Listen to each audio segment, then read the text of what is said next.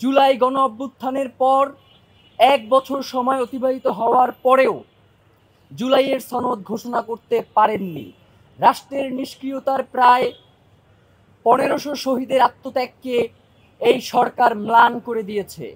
ইতিপূর্বে জুলাই সনদ ঘোষণার লক্ষ্যে একাধিকবার সময় নিয়েও সনদ ঘোষণা না করা মূলত জুলাই জনতার সাথে প্রতারণার শামিল। অভ্যুত্থানের সরকার থেকে এমন আচরণ কেউই প্রত্যাশা করে না।